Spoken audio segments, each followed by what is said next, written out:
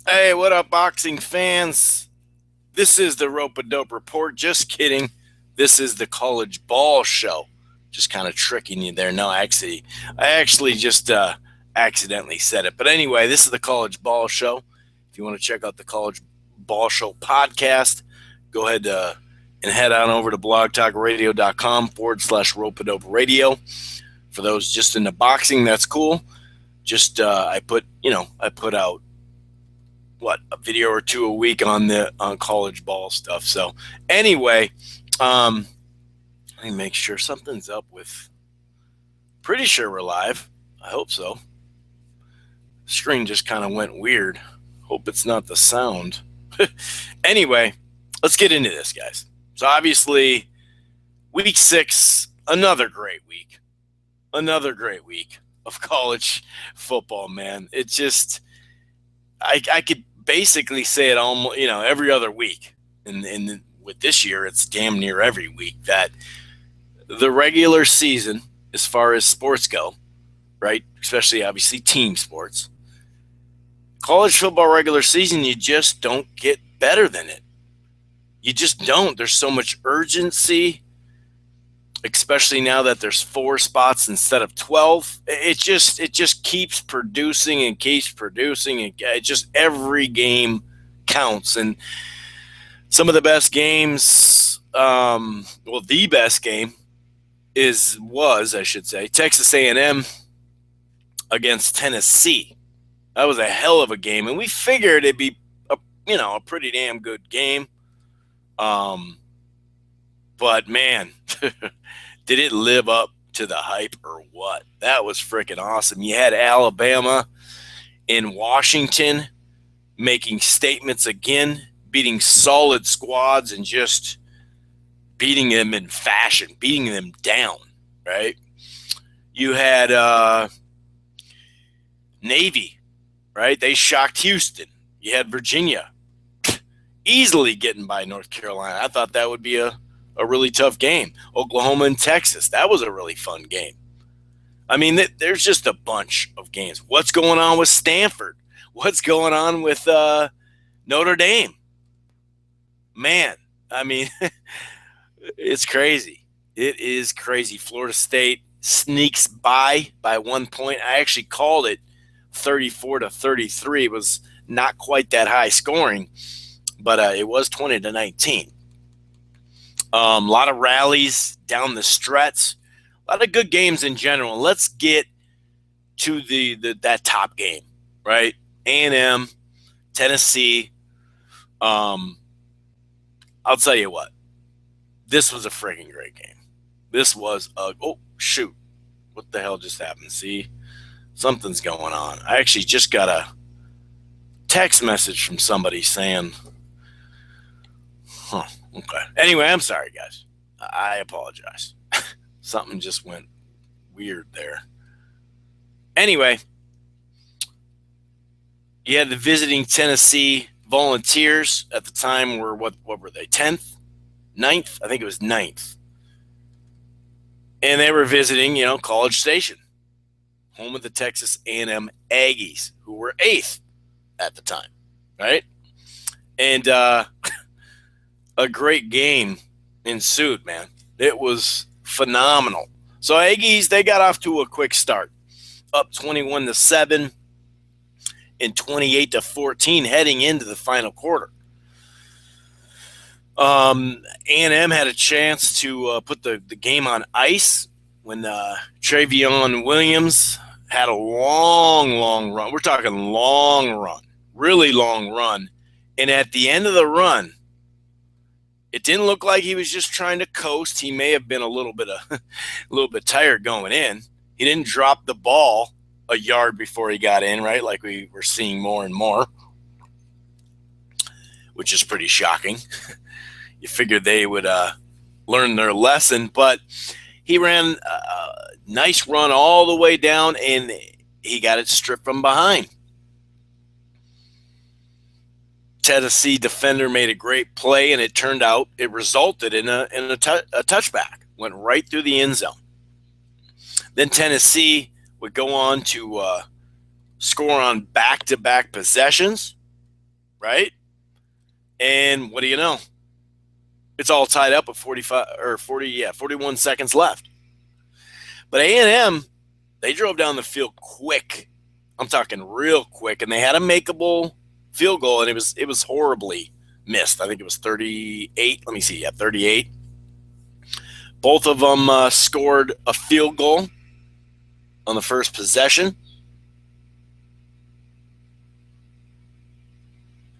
And Christian Kirk made a nice grab, and then Trevor Knight went in there and scored. So they got a lead, Texas A&M, in that second overtime session, right? First play in second overtime, on Tennessee's possession, Joshua Dobbs throws a pick. It's over. Williams had a big game, 28 carries, 217 yards rushing. I'll tell you what, though, Tennessee's Alvin Kamara, he had an outstanding day. He had 127 yards rushing, 161 receiving yards, and 3 touchdowns. So he definitely, even though it was a losing effort, you got to give him some shine. It talked about Houston. Now, Houston, obviously, in the AAC, that's not to be confused with the ACC. All right? It's not the ACC, it's the AAC. So not to say Memphis, Cincinnati, some other squads in there are pretty good. Some of them are very good. Last year, Navy had a great player, and kind of felt like that was a big year for them. Going into this matchup, no one was really talking about them having a really good chance to upset number 6 Houston, and that's exactly what it did. That's exactly what they did. It was a back-and-forth type game. It was tied up 20-20 at half, and then all of a sudden, the upset-minded Navy, they just freaking went off. They got up to 41-27. Cougars didn't go away quietly. They definitely mounted a comeback. They got it all the way to 6 points, I think, with 2 minutes left, but it was done. And here's the key. We know Navy runs the ball, right? They outrushed Houston 306 to 102. So that basically sums it up right there. You know that North Carolina, Virginia Tech, 2 ranked teams, big game in the ACC Coastal. It was tight for a while. Low-scoring contest at the half. Hokies up 13-3, but Virginia Tech just never looked back after that. The Hokies' defense was definitely the story in this one. Obviously, the offense played great, but they held the Tar Heel QB, a standout QB, Mitch Trubisky, to only 58 yards on 13 of 33 passing. So now there's a stat that's really impressive, and I kind of looked at it. I believe I brought it up in my last video as well, what I did on Saturday. 8-1 now since 2010 when facing on the road, Associated Press top 25 teams. That's pretty damn impressive, I'd have to say. In the largest state fair in the country, the Red River rivalry, Oklahoma, Texas, definitely back and forth. Fun stuff.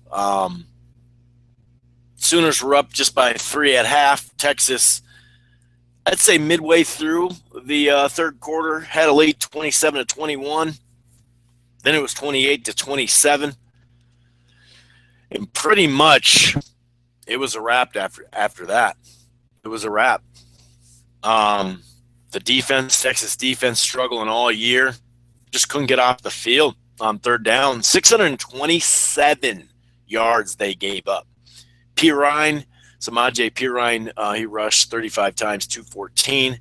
Baker Mayfield for the Sooners had 3 touchdowns and 410 total yards, man. So he had a really good game. And Oklahoma, they got off to a rough start, got 2 early losses, had a tough schedule, though, taking on Houston and Ohio State. But they seem to be back, or at least, calmed down. And a lot of it has to do with running that damn ball, right? Now, this was a great game between Miami and Florida State. Obviously, in the last 20 to 25 years, you're not going to find that much better of a rivalry the last 30 years, since basically like the mid 80s. Hurricanes got out of the blocks quick, 13-0. In that process, they knocked out Seminole QB Deontay Francois for a good chunk of that first half. He was getting beat up. And I'll tell you what, that Miami defense seems to be pretty damn real. It'll be interesting to see if they can keep running the ball, because that was a problem somewhere in the middle of the game, especially third and parts of the fourth quarter. They just could not run the ball. And the offense, failed them. There was a 59-yard catch and run by Delvin Cook, and Delvin Cook is just a Miami killer. I mean, last year he rushed for like 220 yards. This year he had like $150 and just a lot of plays. A lot of plays. But Miami would rally. They actually put together a really nice rally. 2 different drives in the fourth quarter. One drive, they went all the way down the field, ended up throwing a pick in the end zone. Then they went back. Defense held enough. They went back down by 7, scored. And then the Seminole special teams unit came up, blocked the extra point. FSU got that hard-fought, much-needed victory, no doubt about it. And it is about time that Miami had some kicking issues in that rivalry game. So that was a great game. And maybe Florida State, can contain themselves here and settle themselves. And who knows, maybe they can have a good rest of the year. A couple other games while I'm getting through this recap here. Oklahoma State, they needed a late rally to beat Iowa State. And Iowa State last week lost a heartbreaker to Baylor right at the buzzer on a field goal. Late in the third quarter, guess what? Iowa State was up 31-14.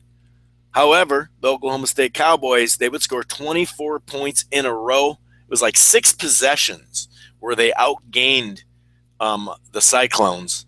Iowa State did 229 yards to 23. Of course, James Washington for OK State had another big day. Caught 8 balls, 152 yards receiving, and then 2 touchdowns. That dude's a stud. That offense is just up and down, up and down. They're always in great games because they really can't stop people that much. Obviously they contained, in the fourth quarter and a chunk of the third, only, scoring 31 points there. Stuck on 31, but still, when you're stuck on 31, it kind of tells you, right? This is a game that I thought would be a barn burner. Pittsburgh against Georgia Tech, and that's exactly what it was. The Panthers had to score twice late against the feisty Yellow Jackets, and this win for Pittsburgh keeps their hopes alive in that ACC Coastal.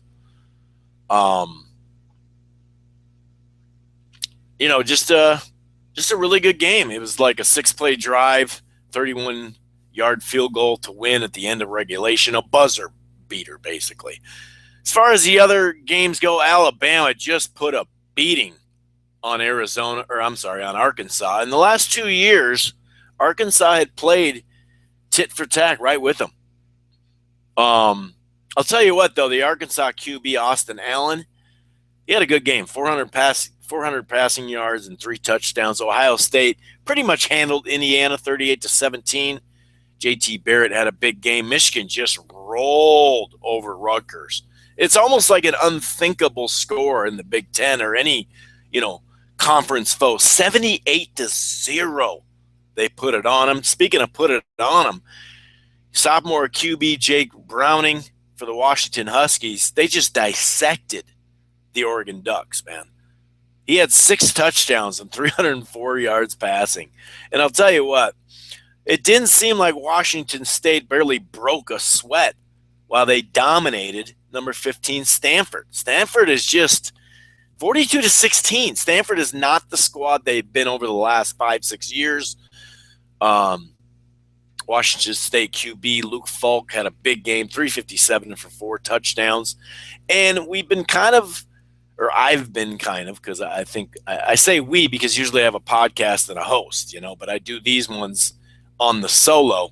Um, we've been kind of tracking. I've been kind of tracking USC since they've had, a rough, horrible start to the season, but they've strung some wins together, right? And they beat an up and coming ranked team in Colorado, 21-17. I thought that was that was pretty big.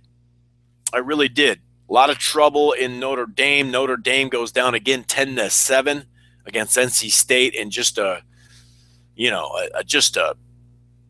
drenched field, puddles all over the place. And you know what?